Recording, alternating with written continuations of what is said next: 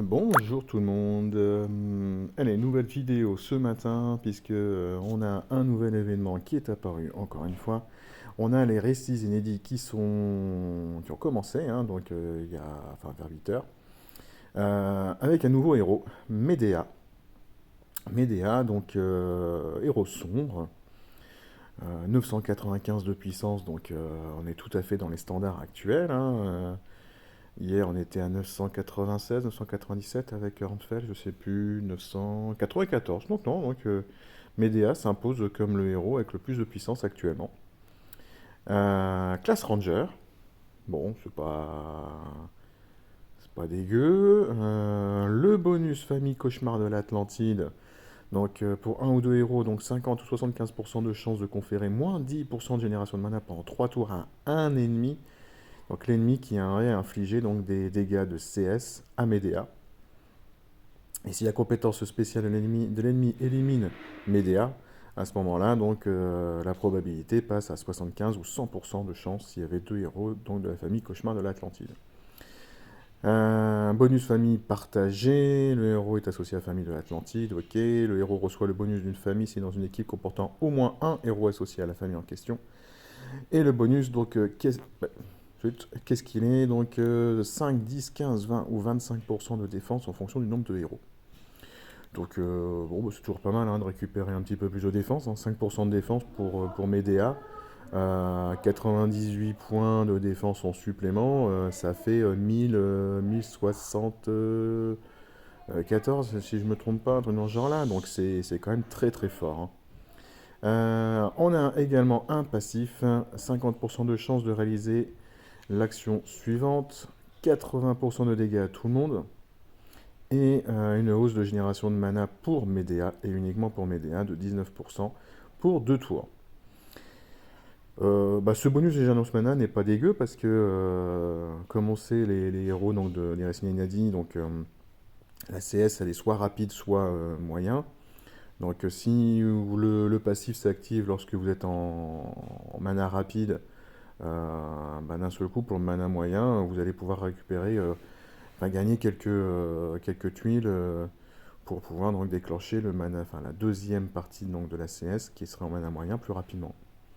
Alors, qu'est-ce que nous fait Medea? Medea donc inflige 350% de dégâts à la cible et aux ennemis proches. C'est pas dégueu. C'est pas ce qu'il y a de plus fort, hein. Sur 3, on a du 375 en ce moment qui se balade aussi, hein. Mais 350, pourquoi pas, ça reste tout à fait correct. Les soins reçus par la cible et les ennemis proches diminuent de moins 50% pendant 3 tours. Ça, c'est extrêmement pénible, surtout lorsqu'on voit le nombre de héros maintenant qui balancent des démons. Je pense par exemple en sombre qui va donner des démons Lubu, là, donc le sombre de la guerre des trois royaumes. Bon, il est mana lent, donc ouf, ça déclenchera pas en même temps que Medea, mais si Lubu est passé par là et qui vous a balancé des démons, et ben vous avez trois héros déjà qui vont galérer ensuite pour se soigner à cause de Medea, hein. Et puis donc une cible aléatoire lance automatiquement attaque irréfléchie changeante. Alors attention, c'est pas une cible aléatoire, hein. Cette fois-ci je me suis pas fait avoir. Je suis allé voir également dans ce qui se passait en anglais. Et en anglais, donc c'est bien indiqué que c'est l'une des cibles en fait qui a été touchée par la CS, hein. Donc l'une des trois héros au maximum qui a pris 350% de dommages sur la gueule, va avoir donc l'attaque irréfléchie changeante. Alors l'attaque irréfléchie déjà c'est pénible, mais l'attaque irréfléchie changeante c'est encore plus pénible, parce que si vous avez le malheur effectivement d'avoir un héros qui subit ça, qui a son mana chargé et qui balance sa CS, vous avez donc un copain à lui qui se prend donc des dégâts, mais qui d'un seul coup souffre aussi d'attaque irréfléchie, et l'effet est réinitialisé, donc ça redure 3 tours à nouveau. Donc ça peut être très très très pénible de se débarrasser de ce genre d'effet, hein. Et deuxième partie de la CS, au lieu de 350, il passe à 400%. Donc ça équilibre ce que je disais tout à l'heure, hein, où en ce moment les plus gros héros qui tapent sur 3, c'est autour de 375%. Donc là, si on fait la moyenne, hein, on est à 375%. Cette fois-ci, les soins diminuent de moins 75%, donc là, ça devient un véritable carnage. Et toujours donc l'attaque irréfléchie changeante, cette fois-ci sur 4 tours. Donc 3 tours c'est déjà pas mal. 4 tours c'est encore mieux, hein. Surtout que si l'attaque irréfléchie est vraiment, enfin, change de cible entre deux, c'est à nouveau 4 tours où l'ennemi va souffrir de ça, hein. Donc Médéa, c'est un chouette héros, hein, soyons honnêtes, il n'est pas dégueu du tout. Enfin, elle n'est pas dégueu du tout. Moi maintenant, je vais pas aller la chercher aujourd'hui, hein. J'ai des pièces, je vais pas tenter du tout d'invocation. euh, pour plusieurs raisons. C'est que les autres héros à la une, Atlanteia, ne me fait pas forcément beaucoup rêver. Même si j'aime bien cette histoire de vol de mana pour 4 tours sur tous les adversaires, c'est pas mal du tout. Mais pour moi, il n'y a pas assez de dégâts, hein. Les dégâts de givre ne sont pas assez consistants, je trouve. Et puis en bleu, j'ai vraiment du beau monde maintenant. Donc j'irai pas forcément tenter de choper Atlanteia. Galapago est très très bon. Voilà, une excellente stat de défense et de points de vie, hein. Il fait très très mal également, hein. Soyons honnêtes, hein, 250% à tout le monde après avoir détruit les sbires et 30% de défense en supplément. C'est très très fort. Mais voilà, ce ne sont pas ceux que je recherche dans les récits inédits. Je préférais trouver un Gellert sur mon passage ou un Force 6, effectivement. Et puis alors le top, ça serait pouvoir récupérer Gestalt, hein, qui est pour moi l'un des très très bons héros de ce portail. D'ailleurs, tiens, je suis assez surpris. Domi Ventus aussi est sympa, hein.